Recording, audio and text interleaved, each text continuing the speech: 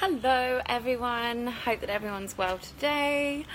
Thank you very much for tuning in so far. It's really nice to see you guys on the line. So if you're catching this on the replay, then hashtag replay. If not, if you're watching me live, then I'd love for you to throw a thumbs up so I can see who's on with me. So today in my Getting Real series, I wanted to talk about body image. So this is a really big and challenging topic, and I'm kind of excited about delving into it, although it is challenging. So I want to start off by saying that I'm not saying that there's any body shape that's right or wrong.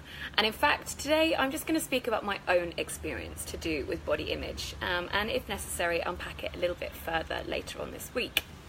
So in my head, I've long had my idea of my best body, and that is the weight that I had a couple of years ago when I was a couple of stone lighter than I am now. So that's like 12 kilos lighter than I am now, and I had like a super toned frame and chiseled six pack, and back then I did actually fill my body with crap. I ate processed food, junk food all the time, smoked, drank lots, had lots of, copious amounts of drugs, partied really hard, didn't really sleep. I was also really unhappy and kind of emotionally distressed in a toxic relationship, and felt kind of professionally very unfulfilled as well, and spiritually very unfulfilled. So today, the way that I treat my body is actually very different. I am indescribably happier and healthier. And it wasn't really up until recently that I still had this kind of, I still had this lingering delusion that this skinnier version of me was in fact my best weight. And what I've been chasing in my attachment to this delusion is how I actually felt about my body, how I felt within my body. I felt extremely confident to the point of being ostentatious with my body. If there was an excuse for me to be wearing fewer clothes, I would definitely take it. But confidence and ostentatious behaviors around my body isn't the same as respect. Respect for my body is what I have now, by sleeping, by feeding my body with good foods, by recognizing, hey Matt, you're catching me live again, yay! By filling my body with good food, hey John, by filling my body with good food and recognizing and feeling gratitude for all that my body does for me. On a daily basis, our body, our heart never skips a beat. Our eyes, open up so we can see different variations of light. Our cuts and our sicknesses heal themselves. And yet 99% of us blame or ridicule our bodies 99% of the time for not having that thigh gap or something, which just seems totally ludicrous when in every single second your lungs are expanding and contracting and breathing for you without you even noticing. And it just seems ridiculous, doesn't it? Yeah, 2 days in a row. Yes, you're here. It makes me really curious about the motivation that we have behind our perception of our ideal body. In this case, it was me feeling desirable and sexier at the weight that I was.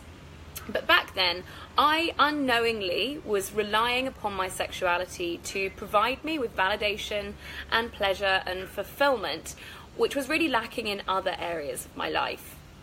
Now that I have this fulfillment in lots of other areas, you would think that this attachment loosens, and it has. It really does. However, it's not altogether disappeared, and that is because I've created these kind of neural pathways in my head that associate skinny with happy, which I know, hey Annika, hey lovely, which I know is crazy for the health coach, and certainly not something that I would ever dream of saying to my clients. But it's that kind of inner mean girl perfectionist that I have going on in my own head, which is what I touched upon in my live yesterday about self-love. And it's not totally illogical because, today the connection between weight and happiness is something that's really propagated by the media, especially social media.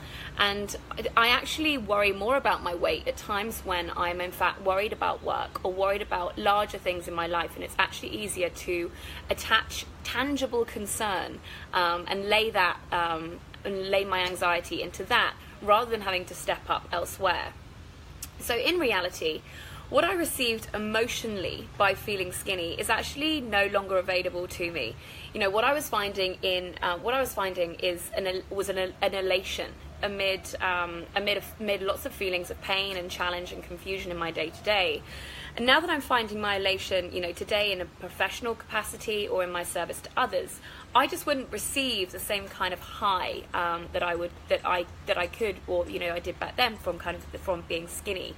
Especially because skinny now would probably mean that I'd have to give up my addiction to vegan cheesecake, which is for me just like a non-negotiable at this point in my life.